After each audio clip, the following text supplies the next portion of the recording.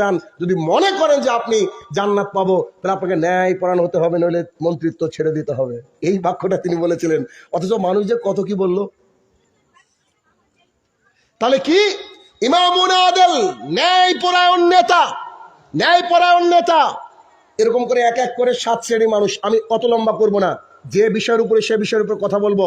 অতঃপর রাসূল সাল্লাল্লাহু আলাইহি ওয়াসাল্লাম এক পর্যায়ে এসে বলছেন, যেই চোখ আল্লাহ সুবহানাহু ওয়া তাআলার জন্য কাঁদে, অর্থাৎ তাকওয়াশীল যে ব্যক্তি আল্লাহ তাআলার জন্য কাঁদে, সেই ব্যক্তিকে আল্লাহ সুবহানাহু ওয়া তাআলা তার নিজের ছায়ার তলে ছায়া দিবে।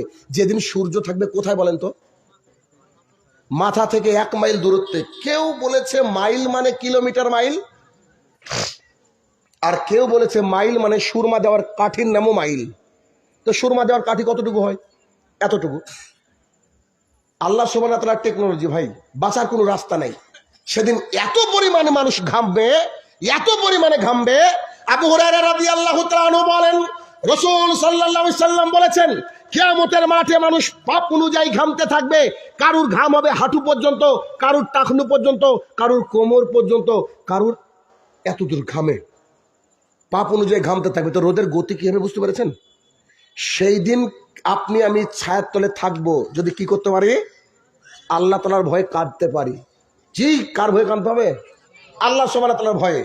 ওই যে 2 রাকাত তাহাজ্জুদ পড়ছেন, অথবা সবাই চলে গেছে মসজিদ থেকে, আপনি 2 রাকাত এমনি সালাত আদায় করে আল্লাহ দরবারে আপনি হাত তুলে বলছেন, আল্লাহ কত পাপ করেছি, সম্ভবই না জান্নাতে যাওয়া, আল্লাহ তুমি ক্ষমা করো না, করো না আল্লাহ, আমার তো সম্ভবই না, আমি কি দিয়ে জান্নাতে যাব?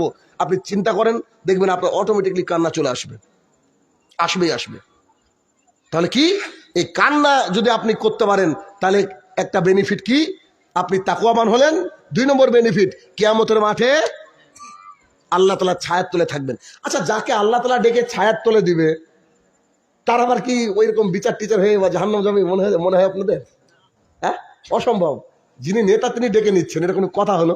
আল্লাহ সুবহানাহু ওয়া তাআলা বিশ্ব নিয়ন্তা, তিনি আপনাকে ডেকে বোঝাই, শানুর রহমান, আব্দুর রহমান, শোনো শোনো এখানে থাকো। সুবহানাল্লাহ, এর চেয়ে ভাগ্য আর কি হতে পারে? হতে পারে কি? অসম্ভব ব্যাপার। অতএব সাবধানতা অবলম্বন করুন, তাকওয়াশীল হওয়ার বলেন চেষ্টা করুন। আবু হুরায়রা রাদিয়াল্লাহু তাআলা আনহু বলেন, রাসূল সাল্লাল্লাহু আলাইহি সাল্লাম বলেছেন, হাদিস লম্বা বলবো।